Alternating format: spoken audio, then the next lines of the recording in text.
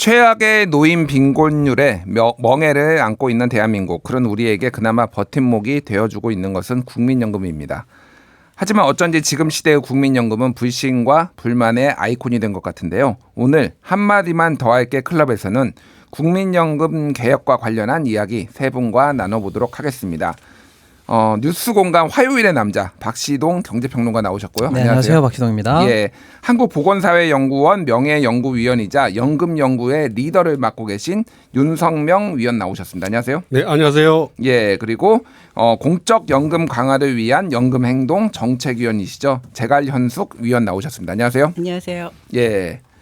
오늘 이제 국민연금 얘기를 할 텐데 이게 사실 뭐 쟁점이 굉장히 많아가지고 나누려고 하면은 1시간 가지고는 부족할 거라고 생각을 합니다. 그래서 어제 이제 윤석열 대통령이 국정브리핑에서 발표한 내용, 새롭게 나온 제안들을 가지고 쟁점들을 가지고 좀 중점으로 이야기를 나눠봐야 되지 않을까 싶습니다.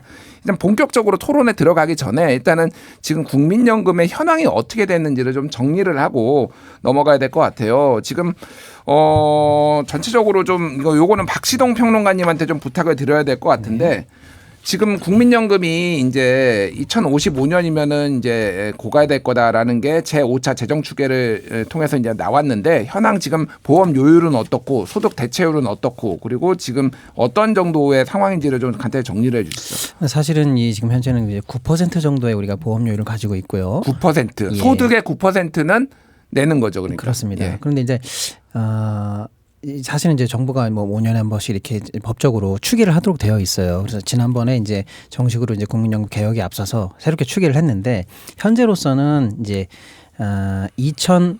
내버려두면 말이죠. 예? 2055년 정도면은 연금이 이제 고갈되는 걸로 나오긴 합니다. 근데 이제 그런 이제 고갈로는 사실은 이제 이런 전제가 있어요. 지금 상태 그대로 아무런 제도가 바뀌지 않고 예. 또 국가도 아무런 재정 투입이라든지 여차저차한 어떤 수정 행위라든지 이런 걸 하지 않는다는 전제하에서 내버려두면 고갈된다라는 거거든요. 예.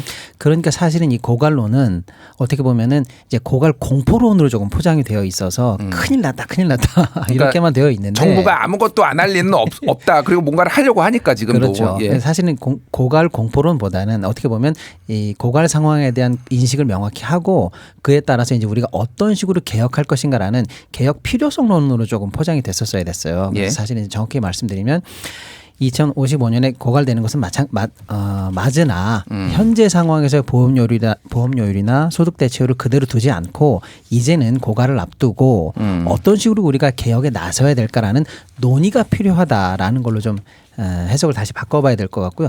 그에 따라서 사실은 지난번 21대 국회에서 어쨌거나 논의가 됐었는데 최종적으로 합의에 불발됐거든요. 예. 이제 다시 새로운 장으로 이제 논의를 시작해야 되는 때인데 마침 이제 대통령께서 어제 이제 화두를 꺼내신 거죠. 예. 예, 이제 새로운 마당에서 다시 이제 개혁 논의가 이제 시작됐다 이렇게 봐야 될 것 같습니다. 알겠습니다. 예. 그러니까 21대 국회, 그러니까 지난 6월에 이제 정기국회 마지막 막바지에 그러니까 있었던 연금 협상 내용이 이제 보험료율과 소득 대체율을 조정하는 거였어. 그래서 양당이 이제 어느 정도 합의의 근접을 봤던 것이 지금 현재 보험료율을 9%에서 13%로 올리고 그리고 소득 대체율도 같이 올리는 걸로. 그래서 이제 뭐 아직은 42% 정도인데 이제 최종적으로 40% 되는 걸 44% 정도로 올리는 그런 방안을 합의를 했는데 이게 정부 쪽에서는 구조개혁이 선행돼야 된다. 이거는 이제 모수개혁, 그래서 이제 숫자를 가지고 조정을 하는 건데 그게 아니라 전반적인 연금제도를 고쳐야 된다라고 얘기를 해서 그게 합의가 안 되고 지금 이제 22대 국회로 넘어와서 정부가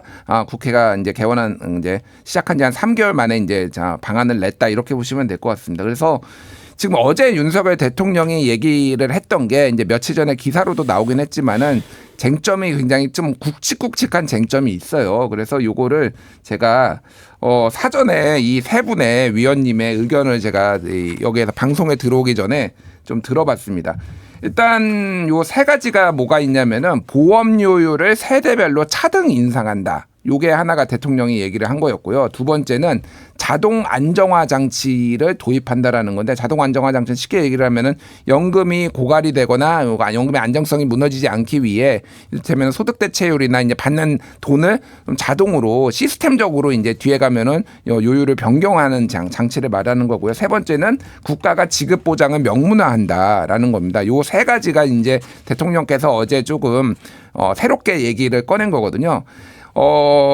일단은 이렇게 하겠습니다. 제가 이제 세 분께 이 각각의 쟁점에 대해서 찬반 여부를 조금 의견을 들어보고 그런 다음에 본격적으로 하나씩 좀 토론을 들어가면은 우리 청취자 여러분들께서 좀 이해하기가 편하실 것 같아요.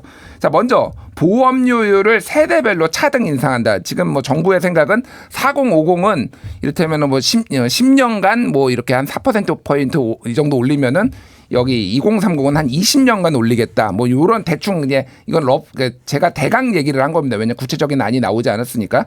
세대별 차등 인상에 대해서 윤석명 위원님은 찬성이십니까 반대이십니까? 일단은 찬성입니다. 찬성이시다. 네. 예. 그럼 재갈연숙 위원님은 찬성이십니까 반대이십니까? 찬성할 수 없습니다. 반대합니다. 반대하십니까? 예. 박시동 평론가는 어떻게 보십니까? 저는 세모 하겠습니다. 아, 세모. 예. 아, 굉장히 흥미롭네요. 일단 세 분의 입장이 다 다른 걸로 좀 나왔고요. 자, 자동 안정화 장치에 대해서도 제가 여쭤볼게요. 윤석명 위원님. 적극 찬성. 적극 찬성. 제가 알기로는 자동 안정화 장치를 대한민국에서 최초로 제안하신 분으로 알고 있는데. 예, 맞습니다. 예. 굉장히 기쁘시겠네요, 일단. 역사적인 날들이 지나가고 있는 것 같습니다. 아, 예, 알겠습니다. 자, 재갈연숙 위원님은. 네, 저는 이걸 자동 안정화라고 우리가 용어를 부르는데 자동 삭감 장치라고 이해를 하고 있고요. 예. 한국의 국민연금 지금 현황에서는 받아들이기 굉장히 어려운 제도라고 봅니다. 반대하신다. 예, 알겠습니다. 반대합니다. 예, 우리 박시동 평론가님은. 네, 저도 그럼 반대. 아, 반대. 요거는 1대2로 나왔고요. 자, 국가 지급 보장 명문화. 그냥 국가가 무슨 일이 있어도 국민연금은 지급하겠다라고 아예 이제 법으로 만드는 건데 이게 이제 국가 재정 부담이나 이거 빚으로 잡히는 문제 때문에 기재부에서 난색을 지금까지 표해 왔는데 이거 대통령이 어쨌든 얘기를 했습니다. 이건 어떻게 생각하십니까? 공무원 군인연금처럼 지급 보장하는 건 절대 반대. 단 변형해서 어느 정도 보장하겠다는 부분은 조건부 찬성. 아, 어쨌든 반대 쪽에 좀 더 가깝네요. 현재로서는 네. 그러니까. 알겠습니다. 그러니까 이 지급보장 대통령이 말씀하신 지급보장이 어떤 의미인지는 예. 9월 4일 보건복지부 발표로서 확실히 알 수 있을 것 예, 예. 같습니다. 무슨 얘기인지 그건 뒤에 좀 자세히 얘기를 해보고 어쨌든 현재의 그 공무원 연금 같은 지급 보증은 반대다 이렇게 말씀하시고 재갈연숙 위원님은 어떻게 보십니까? 요게 유일하게 지난번에 시민들 공론화위원회에서 합의했던 내용 중에 유일하게 수용된 부분이거든요. 예. 찬성합니다. 아, 찬성하십니까? 예. 박시동 평론가님은. 네, 저도 뭐 당연하다고 생각합니다. 아, 당연하다고 네. 생각한다. 예, 알겠습니다. 이게 세 분의 입장이 이렇게 미묘하게 다르다라는 거를 저희가 이제 확인을 했습니다. 자, 하나씩 좀 얘기를 해볼게요. 보험료율 세대별 자동 인상. 이거를 찬성하시는 쪽의 어떤 주장과 근거가 뭔지를 좀 얘기를 들어봐야 될 것 같아요. 윤 위원님 먼저 좀 설명을 해 주죠. 이거를 왜 찬성을 해야 되는 거죠? 처음부터 이제 복잡한 얘기를 좀 할 수밖에 없는데 예. 자, 저희 같은 경우는 저 5월 말에 그 여야가 거의 합의 수준까지 갔던 안에 대해서 굉장히 아주 대한민국에서 가장 강력하게 반대했던 어떤 집단이 연금연구회거든요. 예. 여기서 이제 이 반대하는 가장 큰 이유 중에 하나는 이제 누적 적자 개념하고 미적립 부채 개념입니다. 우리 국민연금제도는 그러니까 일단 주는 거는 확정이 돼 있어요. 주는 거는 받는 연금 액수는 확정을 시켜놨는데. 아, 예, 예. 그런데 그 부담 수준은 그러니까 뭐 확정이 됐다기보다 재정 추계를 해서 재정 계산을 해서 거기에 맞춰가야 되는데 우리가 26년 동안 단 1%포인트도 보험료를 못 올렸지 않습니까? 보험료율을 못 올렸다. 그러니까 받는 예. 걸 정해놓으니까 보험료 올리는 걸 찬성할 일이 없는 거예요. 예.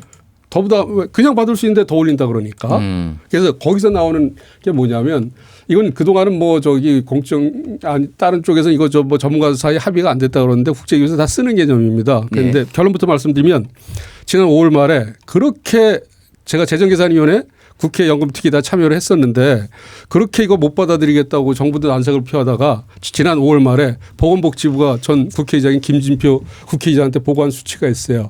미적립 부채가 1,700조다. 다시 한번. 미적립 부채가 1,700조 원이다. 미적립 부채가 제가 설명을 드릴게요. 예. 요거는 앞으로 논의해서 굉장히 중요한 부분이니까 예. 말씀을 좀 드릴게요. 그런데 연금연구회는 2023년 기준으로 미적립 부채가 1,825조 원이다.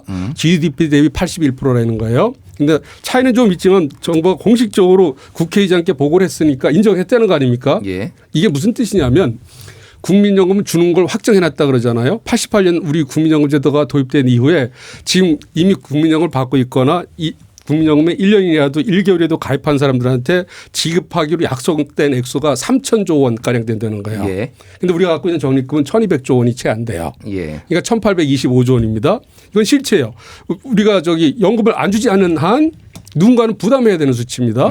그래서 이제 차등 지급에 대해서 제가 이제 그 찬성을 하는 입장은 뭐냐면 지금 예를 들면 55세 연령층을 본다 그러면 이분들 그 저 늦게 노동시장 들어온다 그래도 그 30세 노동시장에 들어왔다고 쳐봐요. 예. 그럼 이 양반들이 한 25년 국민연금 가입했을 거 아닙니까? 예, 예. 계속 다녔다 그러면 그럼 역사를 하면 25년 전은 1999년입니다. 예. 국민연금이 1999년부터 2007년까지는 소득대체율이라 그러죠. 근로소득 대비 연금 지급률을 소득대체율이라 그러는데 그게 60%였어요. 예. 그러고 그 2007년에 그게 50%로 떨어졌고 9년부터 49.5%로 매년 0.5% 포인트가 떨어져서 올해 42%고 이제 2028년 되면 40%입니다. 예. 이분들은 그러니까 지금 55세 된 연령층들은 소득 대체율이 최소 50% 넘어가는 세대예요.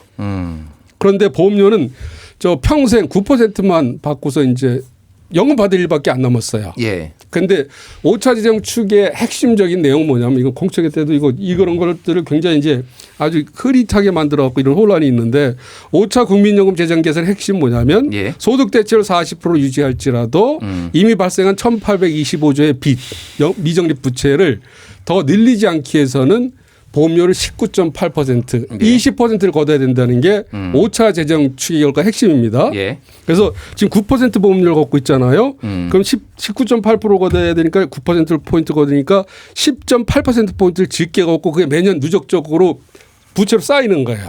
그런데 지난번 안 같은 거에 대해서 저희가 왜 그렇게 반대했냐면 13% 올리면 그 빚을 안 더 증가시키는 보험료가 21.8%입니다.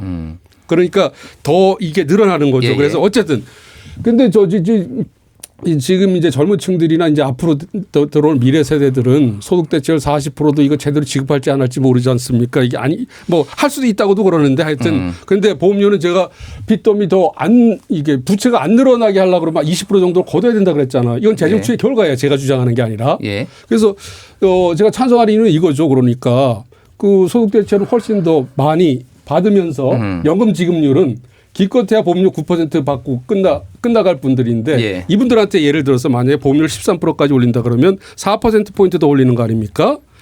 그래서 극단적으로 매년 1년마다 1%포인트 올린다 그래도 이분은 4년만 1%포인트씩 더 추가로 더 부담하고 그냥 빠이빠이입니다. 안녕하고. 그러니까 제가 좀 이제 요약을 하면은 이게 이제 또 한쪽의 얘기만 너무 길어지면은 또 청취자분들 헷갈릴 수 있으니까 이런 것 같아요. 그러니까 쉽게 얘기를 하면 지금 이제 50대 예를 들면 50대 같은 경우에는 이미 소득 대체율을 충분히 높게 받고 반면에 보험료율은 9%로 낮게 받고 그리고 보험료율을 지금 올린다고 하더라도 몇 년만 9에서 13을 올리더라도 몇 년만 지급하고 이제 나가버리지만 낮고 이제 연금을 받기 시작하지만은 젊은 세대 같은 경우에는 지금 9에서 13을 올리게 되면 한 20년 동안 또 내야 되니 세대 간의 형평성이 맞지 않는다. 그러니까 이거를 차등으로 순차적으로 이거 4050 세대는 더 빨리 올리고 여기에는 천천히 올려가지고 세대 간 형평성을 맞춰야 된다. 이런 말씀이신 거죠? 그러니까. 하나 더 중요한 게 뭐냐면 지금 13%에 고정이 된 게 아니고 OECD 평균 보험료가 우리 수준이 18%에서 20%거든요. 그 세대는 제대로 하려고 하면 보험료가 13%에서 고정된 게 아니라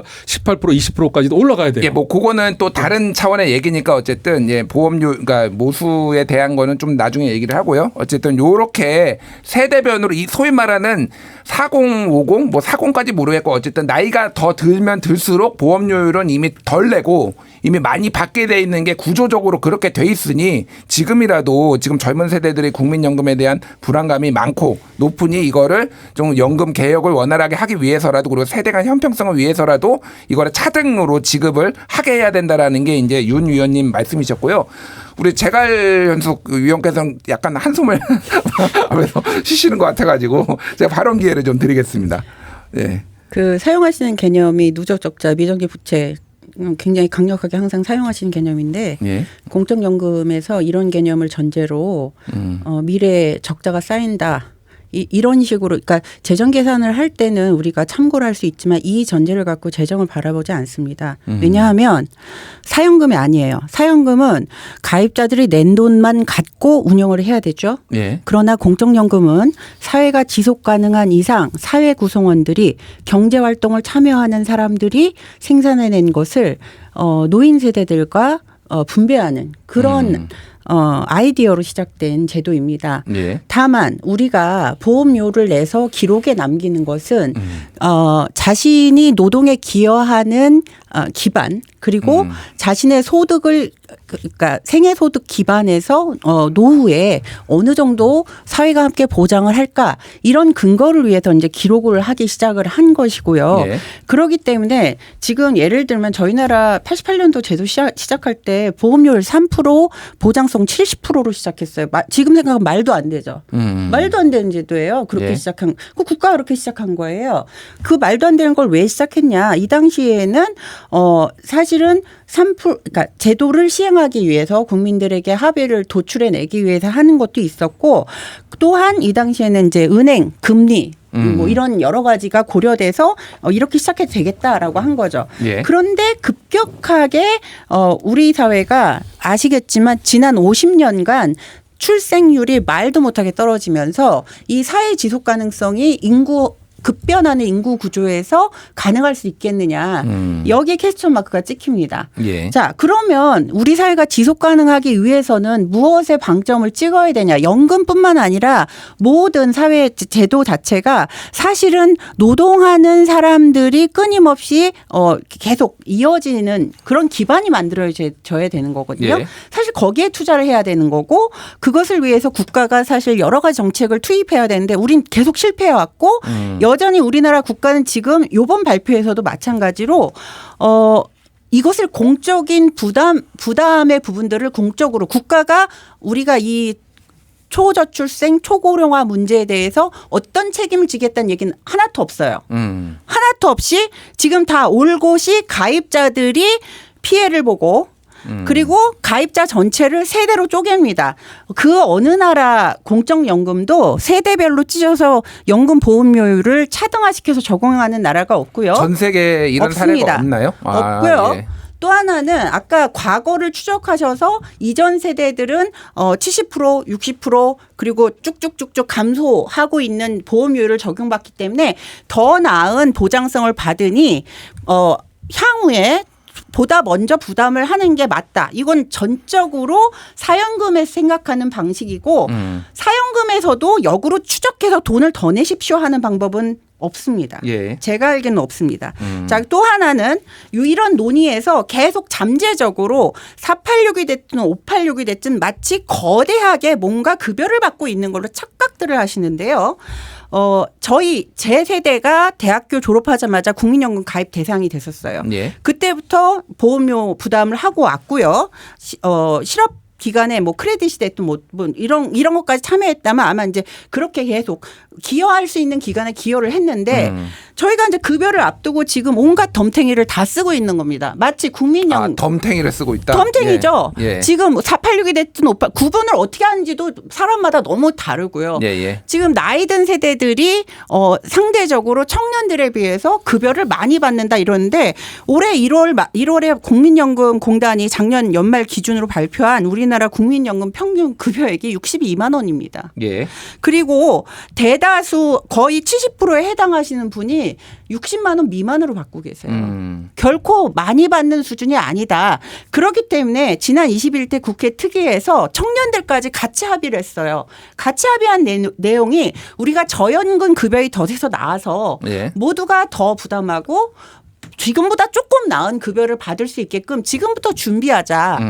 적정 부담 그리고 적정 급여의 개혁의 길로 가자라고 얘기를 했는데 예. 너무 아쉬운 것은 이번에 그 대통령 발표에서는 왜 그러면 이거는 못 받아들이고 그동안 사실은 논의 과정에서 이 논의들은 다 제외됐던 게 왜 얘기가 됐는지 이해가 안 됩니다. 예. 그러니까 이게 말씀을 제가 정리를 하자면은 일단은 덤탱이라는 표현을 쓰셨는데 이게 지금 이제 일단 첫 번째는 세대별 갈라치기라는 표현을 안 쓰셨지만 그런 뉘앙스로 말씀하신 거예요. 전 세계에 어떤 나라도 세대별로 요율을 달리하는 나라가 없는데 이거를 왜 지금 이런 식으로 도입을 하느냐라는 거고 전체적으로 보면은 이 단체의 이름에서도 알 수 있듯이 이제 공적연금 강화를 해야 된다라는 거에 초점을 맞추고 소득 대체율을 높여야 된다라는 건데 지금 이런 방식으로는 그게 이제 제대로 되지 않는다. 그리고 실질적으로 지금 뭐 먼저 가입한 사람들이 그렇게 혜택을 보는 것도 없다. 이런 정도로 조금 말씀해 주신 것 같아요.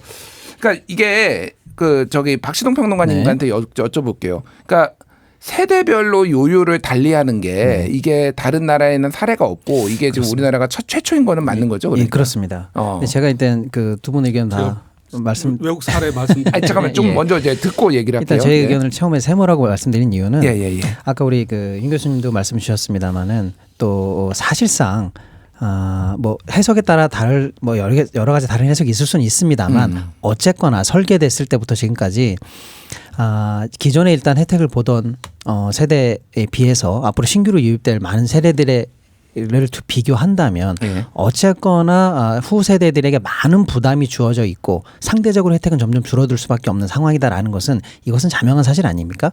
여기서 드러나는 게 사실은 형평의 문제가 사실은 드러나기는 드러납니다. 근데 문제는 이 부분에 대한 것을 이제 우리가 정면으로 인식하고 어떤 식으로든 전향적인 해법을 내놓자. 라는 측면에서 저는 세대 간 뭐 요율 차이라든지 이런 안이 지금 나온 것 자체를 처음부터 배관시하거나 이건 세대 갈라치기다 이렇게 할 부분은 아니다. 어떠한 모든 개혁안도 우리가 지금 다 제로 베이스에서 검토해야 되는데 뭐 그런 안조차도 열린 마음으로 볼 수 있다. 정부의 추가적인 구체적 안이 나올 때까지 좀 지켜보자라는 측면에서 저는 일단은 배관시할 필요는 없다. 이렇게 먼저 말씀을 드립니다. 그런데 제가 세모라고 한 이유는 조금 우려되는 부분이 있어서 그래요. 뭐냐면 우리 지금 제갈 위원님도 말씀하신 것처럼 도대체 연금을 바라보는 시선, 우리가 소득 대체로 얼마까지 가야 되느냐, 노후 보장을 어떻게 해야 되느냐라는 근본적인 문제에 대한 사실은 사회적 합의도 아직 덜 되어 있는데 이번 대통령 담화에서 첫 번째로 나온 해결책이 마치 이거거든요. 그러니까 세대 간 형평을 해소하는 것만이 연금 개혁의 첫발인 것처럼 이게 지금 화두로 드러났단 말이죠. 근데 사실은 우리가 다뤄야 될 많은 본질적인 문제가 있는데 이것은 아주 전향적인 어떤 해법인 것은 분명하지만 문제는 어쩌면 본말을 뒤엎을 그래서 연금 개혁에 사실은 시동부터 꺼버릴지도 모르는 위험성 또한 내재되어 있어요. 연금 사실은 능력별로 내는 게 원래는 원칙입니다. 그런데 그럼 장년층 중에서는 야 나는 사실은 능력이 너무 안 돼서 연금 사각지대에 있어. 그래서 연금에 들어가고 싶어도 못 들어가라고 하는 그런 층도 분명히 있고요. 젊은 세대 안에서도 사실은 난 2배, 3배 임의적으로 더 낼 거야 할 만큼 능력이 있는 세대도 있기는 있습니다. 즉 그러니까 세대별의 문제가 그렇습니다. 아니라는 거죠. 연금 그거는. 안에도 사실은 형평이라는 문제로 들어가 보면 다양한 노점이 나올 수 있는데 마치 이 세대별 불공평이 연금 개혁의 전부인 것처럼 자칫하면 이게 먼저 튀어나옴으로써 연금 개혁에 오랜만에 이제 제대로 들어가는 시동을 자칫 이게 꺼버릴지도 모르는 위험성이 많은 부분이다. 그래서 알겠습니다. 조심스럽게 접근해야 된다라는 게 시동이 꺼지지 않게 우리 박시동 평론가께서 열심히 좀 해주시길 바라고요. 자, 윤 위원님, 아까 전에 외국 사례가 있다라고 말씀하셔서 이거는 완벽하게 대립되는 주장인데 외국에 이런 사례가 없다라고 지금 말씀해 주셨는데 어떤 사례가 있을까요? 저는 뭐 한국 연금 전문가 중에서는 외국의 사례 가장 잘 많이 알고 있는 것 같아요. 제가 외국에 가서 직접 확인한 거니까 2003년 전후에 스위스 베른에 가서 얘기를 들었어요. 우리가 알기로는 우리는 공적연금 지상 우선주의인데 예를 들면 우리가 알고 있는 복지국가들 중에서도 덴마크나 네덜란드, 스위스, 호주는 노소득의 중추가 나라에서 운영하는 공적연금이 아니라 기업에서 운영하는 퇴직연금이 노소득의 중추입니다. 거기서 노소득의 대부분을 가져와요. 퇴직연금에서. 이거는 가치 평가가 들어가는 거고요. 공적연금 얘기하는데 무슨 스위스 베른 얘기를 하십니까? 공적연금에서 세대 간 차별로 요율 적용하는 국가 사례를 얘기하세요. 잠시만요. 딴 얘기를 하시니까 그러죠. 잠시만요. 사적연금에도 아까 없다 그러셨어요. 일단은 얘기를 들어보고 제가 제갈연승 위원님한테 발언 기회를 드리겠습니다. 말씀하시죠. 아까 사적연금도 없다 그랬지 않습니까? 사적연금이 없다는 얘기는 역으로 추적해서 다른 사람이 그렇게 얘기할 물리는 때는 좀 경우가 들으세요. 없다는 얘기라고 했습니다. 정확하게 얘기를 지난번 얘기하시고 TV 토론에서 답변을 그런데 하세요. 다른 사람이 얘기할 땐 들으세요. 일단 좀 잠깐만 얘기를 좀 이어주시죠. 일단은 어쨌든 스위스는 노소득의 모든 대부분을 퇴직연금에서 갖고 옵니다. 근데 이게 왜 중요하냐면 컴펄서리예요. 강제 제도이기 때문에 이런 제도를 준공적연금 제도라고 부릅니다. 예. 그러니까 네덜란드나 덴마크나 호주나 스위스의 퇴직연금은 준공적연금 제도를 부르는 게 모든 대상자가 무조건 가입해야 돼요. 국가가 하는 건 아니지만 우리는 사실상 연금의 네. 국민연금과 유사한 성격이 있다. 우리 퇴직연금은 있지만 OECD 인정 안 해주는 게 강제가 아니거든요. 예. 퇴직금하고 퇴직연금 두 개가 공존해요. 그러니까 OECD에서 이건 우리 노숙보장의 한 축을 인정을 안 합니다. 근데 거기에서 세대별로 그러면 요율이 다른가요? 그러니까 스위스 저 퇴직연금 뭐냐면 이 얘기를 하려고 제가 그러는데 이제 말씀 못 하시게 자꾸 그러시니까. 말씀하십시오. 예. 25세부터 34세까지는 보험료가 7%입니다.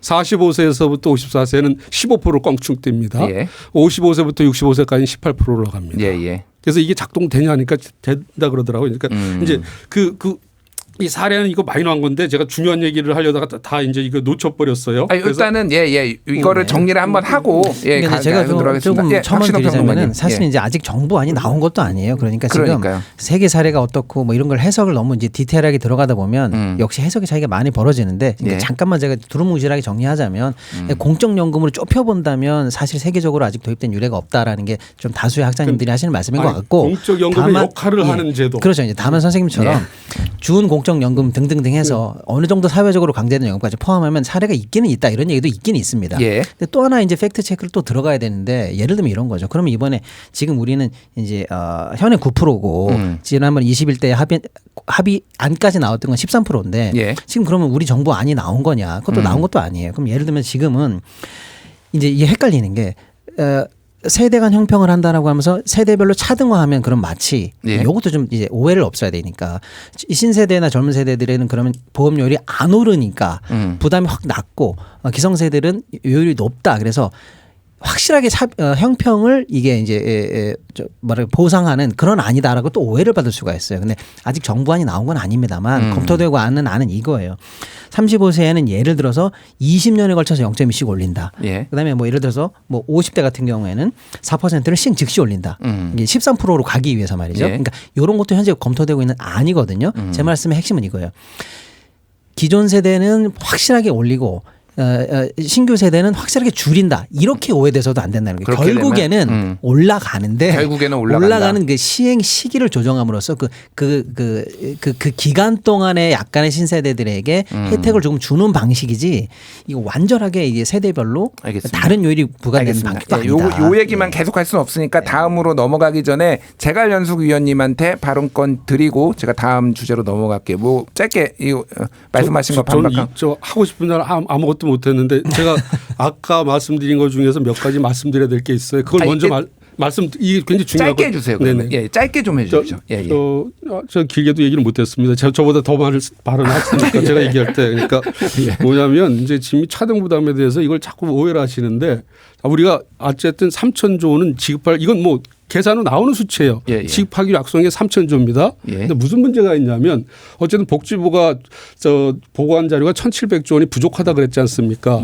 그 공무원 연금이 지급보장 조항 들어가 있는 게 1,200조 원이 넘어요. 근데 국회에서 처음으로 이제 지난번에 밝힌 게 사기연금 미적립부채가 175조 원입니다. 이걸 합치면 3,000조 원이 넘어가는 돈이에요. 근데 문제는 이게 줄어드는 게 아니라 시간이 갈수록 이게 더 늘어난다는 거거든요. 그럼 이걸 어떻게 해결할 거냐 이거예요. 노인인구 늘어나니까 건강보험도 세금 다 들어가요. 그러니까 이 국가가 책임질 거 왜 안 지고 왜 국민들한테 떠넘기냐 그러는데 국가란 국민이 낸 세금으로 운영되는 나라 아닙니까. 근데 이게 3,000조 원에서 줄어드는 게 아니라 계속 기하급수적으로 늘어나는 거예요. 그러면 앞으로 이제 지금 젊은 층들이 무슨 얘기를 하냐면 이거예요. 지금 국회 특위에서 결정된 걸 가지고서 현재 의사결정을 갖고 있는 586 세대들이 자기들 기득권 지키기 위해서 그런 결정을 했다는 거예요. 이건 보건복지의 종합운영 계획에도 나오는 겁니다. 그러니까 개혁이라고 그러는데 이게 뭐가 개혁이냐는 거예요. 퇴직이 얼마 안 남은 사람이나 수급자들은 무슨 고통 분담이 있냐는 거예요. 젊은 층들은 연금이 깎일 수도 있고 보험료를 2배 이상 또 부담할 수도 있는. 알겠습니다. 그러니까 뭐 이제 어떤 취지인지는 알겠으니까 세대 간 형평성 문제를 다시 한번 이제 강조를 해주신 것 같고 재갈연숙 위원님 이제 말씀 저는 기회 드릴게요. 정보에 대해서 각자가 주장하는 바가 있잖아요. 근데 선택적으로 그렇게 자신이 주장하는 것만이 마치 사실인 것처럼 자꾸 얘기하는 거에 대해서 굉장히 피로감이 크고요. 예, 아까 예. 제가 그리고 말씀 중에 끼어든 거는 제 이야기를 정확하게 안 들으시고 반론을 제기하셨기 때문에 제가 어떻게 얘기했나 말씀드린 거였죠. 첫 번째는 공적연금과 관련해서 이렇게 세대별로 보험료를 적용한 나라 없다. 예. 근데 있다고 얘기하시더니 공적연금 기능을 하는 사적연금이래요. 이거 가치 기준 들어가 있는 거죠. 이런 식으로 얘기를 흐리시면 안 되고 마치 저 때문에 말씀 못 하셨다고 그러고서 지금 또 부채 얘기를 한참 하셨는데요. 예.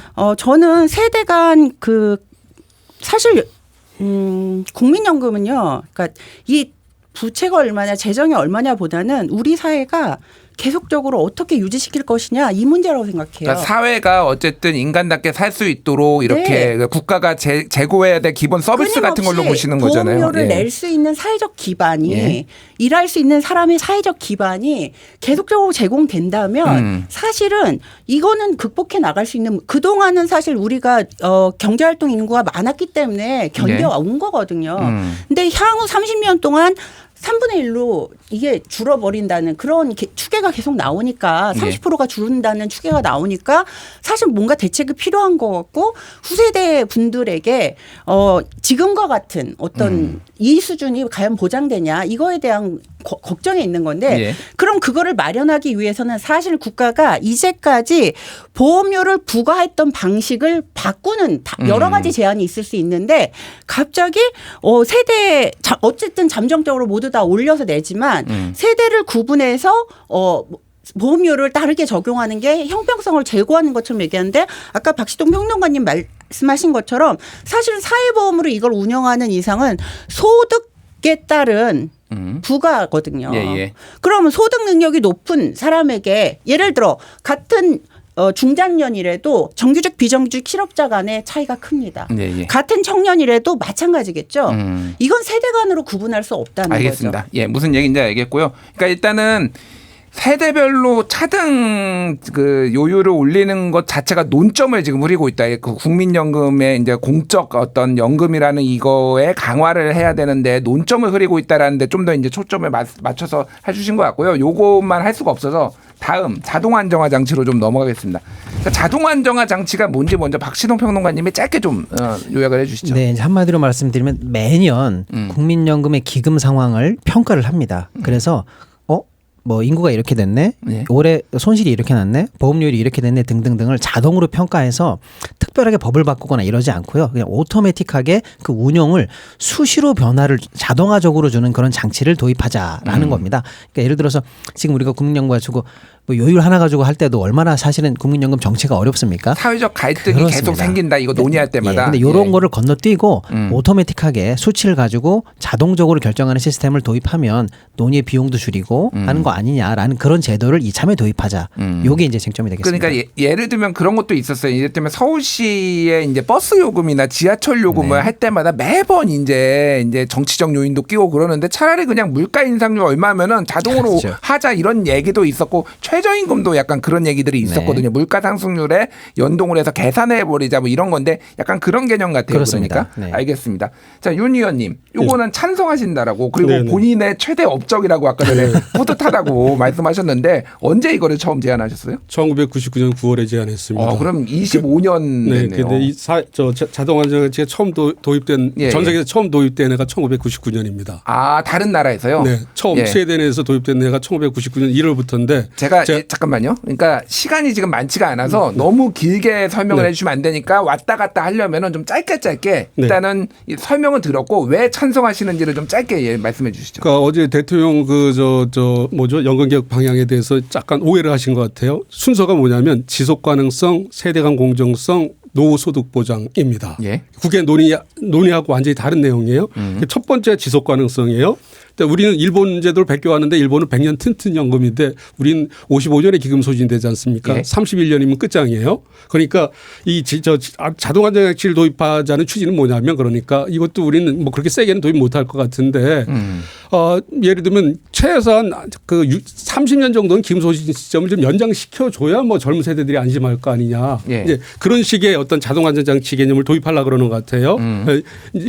그러면 한 지금으로부터 30년도 연장하면 31년 뒤에 기금이 소진이 되니까 60년 정도 텀이 있지 않습니까? 그러면 젊은 층들도 불안이 좀 줄어들지 않겠느냐. 그런데 이런 얘기를 하는 기본은 뭐냐면 우리가 26년 동안 보험료 1%포인트도 못 올렸어요. 예. 올리자 그럴 때마다 지정계산에서 여의도 정치인들이 뭐라고 얘기했냐면 요새 먹고 살기 얼마나 힘든데 책상 물리니까 그런 거 모르고 보험료 올리자 그러는 거 아니야. 그래서 아무것도 못했지 않습니까? 그래서 자동안정장치라는 건 뭐냐면 재정 계산을 해서 이게 지속 불가능하다 그러면 묻지도 않고 따지지도 않고 자동으로 조정해 버리는 겁니다. 예. 탈정치화를 시켜버리는 거죠. 참고로 99년도에 스웨덴이 처음 이 제도를 도입했을 때는 스웨덴. 네네. 예. 스웨덴이 망조로 가고 있다 그랬거든요. 이런 식 제도로 하고 있다. 그래서 비난을 했는데 2004년에 독일하고 일본이 도입하고 지금 OECD 영국의 70%가 이 제도를 도입하고 있습니다. 스웨덴, 독일, 일본을 포함해서 OECD의 70%가 네네. 자동 안정화 장치를 네. 그렇군요. 알겠습니다. 자, 재가연숙 위원님 어떻게 생각하십니까? 네, 제가 아까 반대의 논거로 우리나라 상황과 지금 말씀하신 국가들의 상황이 굉장히 다르다 이런 말씀 드렸는데 자동 안정화 장치는 이제 결국은 박시동 평론가님 말씀처럼 사실은 인구 고령화랑 기대염이 길어지면서 이 재정 관련해서 이제 조율을 하기 위함입니다. 네. 결과적으로 그러면 급여 삭감이 결론으로 나옵니다. 급여 삭감이 오를 가능성은 사실상 없다고 없습니다. 보시는 거죠? 예, 급여 삭감이 나오고 그런데 이 제도를 도입한 국가들이 언제 도입했냐를 보면 이들의 고민은 어디 있었냐를 보면 삭감이 우선된 게 아니라 예를 들어 핀란드 같은 경우에 보험료율이 현재 24.9%고 24.9%요? 네, 스웨덴은 17.8%, 독일은 18.6%, 독일은 18.3%입니다. 예, 예. 보험료율이 끊임없이 올라가기 때문에 이 나라들에서 이 보험료율 인상에 대한 부담이 당연히 있겠죠. 자, 그러면 보험료율 인상 자체에 대한 부담을 줄일 수 있는 방법의 하나로 급여 부분에서의 그러니까 지출을 좀 줄이면 그래도 뭐 요율을 인상을 좀 막을 수 있지 않겠느냐. 사실은 그 단계로 이게 들어옵니다. 그러니까 보험료를 더 올릴 수는 없으니 그럼 지출을 줄이자라는 건데 이 네. 나라들은 이미 20%대에 들어선 나라들이다. 또 하나 네. 이 국가들은 평균적으로 국고 지원이 26%를 하고 있어요. 평균 EU 12개 국가를 이렇게 평균한 부분인데 예. 그러면 이런 부분을 봤을 때 첫 번째 우리나라는 지금 보험료율 9%이기 때문에 그리고 지난번 합의 때도 어쨌든 13까지 그 사용주들도 합의를 했어요. 일단은. 그러면 그 부분에 있어서 보험료율로 우리는 아직 재정적인 어떤 기반을 여력을 할 수 있는 기간이 있다. 예. 자동 안정화 장치가 들어오는 순간 삭감을 당연하게 되고 이게 아까 첫 번째 얘기했던 세대별 보험료율 차등 적용하고 모순되는 게 뭐냐면 그럼 청년들 급여도 바로 삭감이 돼요. 더 뒤에 갈수록 삭감될 가능성이 높으니 더 뒤라기보다 이 적용을 해마다 들어가기 때문에 이것이 나중에 수급에 영향을 미치게 되는 그러면 거죠. 덜 내고 덜 받는 식의 국민 용돈이 될 가능성이 있다. 그렇습니다. 예, 그래서 저연금, 그러니까 국민연금을 통한 노소득 보장이 지금 우리나라 국민들의 사회 동향 조사를 하면 해마다 가장 중심적 노후 수단인데 예. 이거를 저연금화를 해버리면 그럼 향후에도 지금 노인 빈곤율 40%가 나아질 전망이 안 보인다는 알겠습니다. 거죠. 자, 박신원 평론가님 어떻게 봐야 될까요, 이건? 이게 사실은 저는 일단 반대하는 입장인데요. 처음에 이제 작년에 정부가 연금 개혁안을 낼 때 비판을 엄청 먹었어요. 예. 이유가 뭐냐? 첫째, 보험료를 올리겠다라고 여러 가지 시나리오를 냈는데 소득 대체율을 말을 안 했습니다. 그 얘기 하려고 하는 게 아니고요. 자, 국민 여러분 돈을 더 내십시오라고 말하면 반대쪽에서 그러면 얼마를 받으실 수 있습니다. 이건 논리 필연적으로 같이 가야 되는 얘기입니다. 예. 그러니까 물건을 사면 돈을 내면 어떤 물건이 오는 거야. 이게 대응 관계인 것처럼 똑같은 얘기입니다. 자, 무슨 얘기냐면요.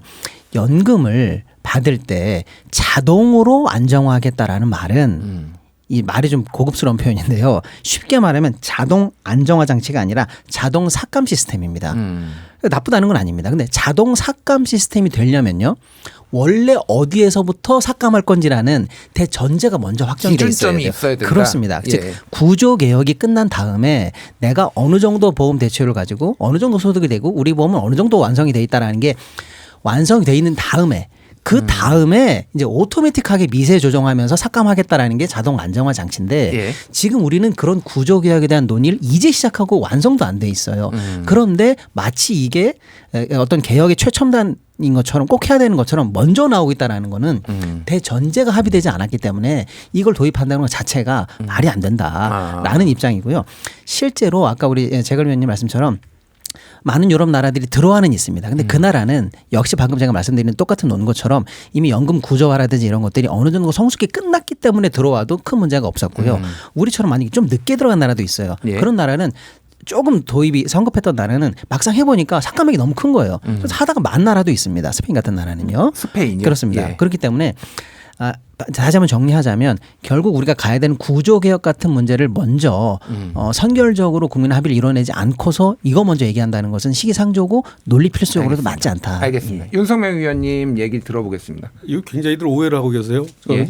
자동 안전 장치를 한다고 꼭 삭감이 되는 건 아닙니다. 이게 너무 주제들을 많이 섞어놔서 그런데. 네. 저는 안 섞었는데. 아니, 그러니까 자꾸 섞게 돼요. 섞어놓고 예. 그러니까 이 얘기는 제가 한 두세 시간 정도를 설명을 드려야 정치자분들이 시간이 그러니까 몇 제대로 분이 안 남았어요. 제대로 예. 이해하실 텐데 짧게. 뭐냐면 예. 일단은 지급보장 장치라는 게 여러 가지 자동 안전 장치의 지급보장을 같이 넣겠다는 거니까 이건 깎지 않겠다는 뜻이 상당 부분 있는 거예요. 그리고 실제로 이제 자동 안전 장치까지 고육지책이 나올 수밖에 없는 게 뭐냐면 우리 20만 명 태어난 세대가 70만 명, 100만 명을 부양해야 되는데 예. 그럼에도 불구하고 보험료를 1~2% 포인트 올리는 것도 합의가 안 되잖아요.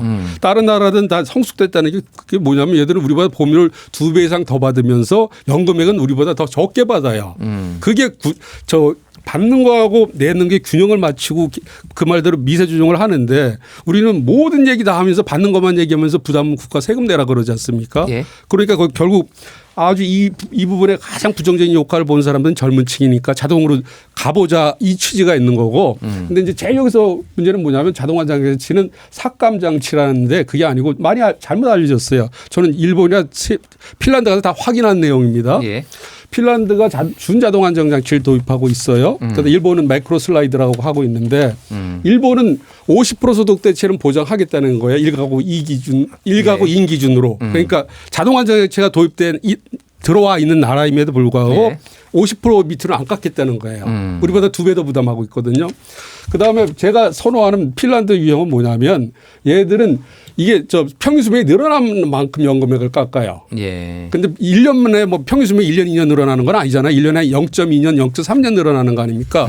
얘들이 어떤 식으로 하냐면 그만큼을 더 근로하게 해서 근로소득하고 가입기간 늘려서 연금액 줄어드는 거하고 추가되는 걸 여기 똑같이 맞춰놔서 연금액이 안 깎이게 한다는 거예요. 가입 기간도 조정을 한다. 네네네. 예, 예. 그래서 알겠습니다. 우리가 제일 큰 문제가 뭐냐면 예. 우리 의무납입 연령이 59세에 묶여 있어요. 예. 이게 말이 안 되는 거거든요.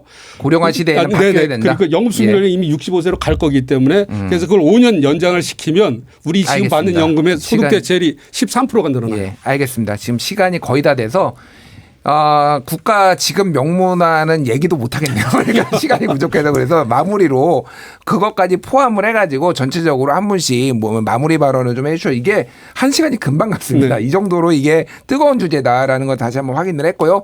먼저 재갈 위원님부터 한 1분 정도 제가 드릴 수 있을 것 좀 같아요. 아까 말씀 더 하셔서 제가 조금 더 써야 될 것 같은데. 1분 20초 제가 드리겠습니다. 말씀하십시오. 예. 네. 사실 자동 안정화 장치 같은 거는 말씀하신 것처럼 노동시장 변화가 같이 동반이 돼야 돼요. 그러니까 우리 고령화가 진행이 되면 우리나라도 고령 노동력을 차별 없이 노동시장에서 적정 노동을 할 수 있게끔 노동시장이 변화해야 되는데 그런 조건 변화는 하나 더 논의되지 않고 뭐 저희 예를 들면 정년 연장이라든지 정년 연장 뭐. 그리고 저희 지금 우리나라 65세 이상 어르신들 일 많이 하고 계세요. OECD에서 제일 일 많이 하세요. 예. 연금이 적기 때문에. 그런데 차별받고 일을 하고 계시죠. 그럼 이 차별받는 걸 어떻게 달리할 것이냐. 향후에 어쨌든 65세 이상 일정 정도의 규모가 일에 예. 같이 기여를 해야 될 사회로 바뀔 수밖에 없는데 그럼 지금과 같은 조건이 아니라 이게 바뀌어야 되는 논의를 해야 되는데 그런 논의는 사전에 없이 일단 깎고 보자.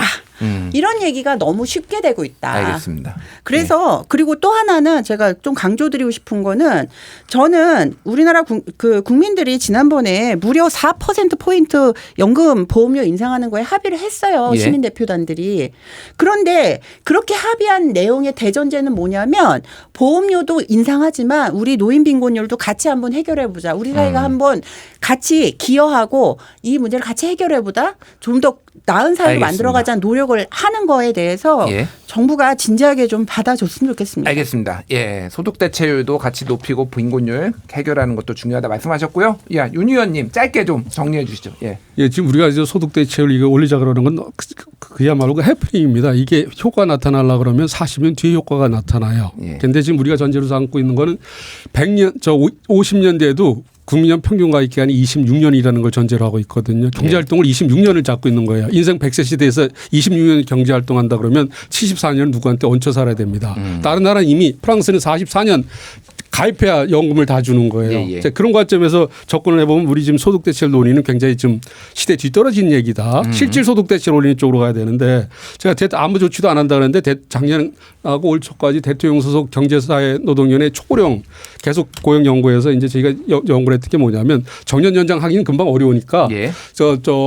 자기 정규직 때하고 한 7, 80% 월급을 주면서 65세까지 일하는 퇴직 후 재고용제 있잖아요. 예, 이건 예. 정부가 받을 용의가 있어요. 그런데 대기업 노조들은 무조건 정년만 연장해달라 그러니까 청년층 입장에서는 취업 절벽이고 알겠습니다. 취업 빙하기니까 예. 그분에서 마찰이 많을 거 아닙니까? 그래서 예.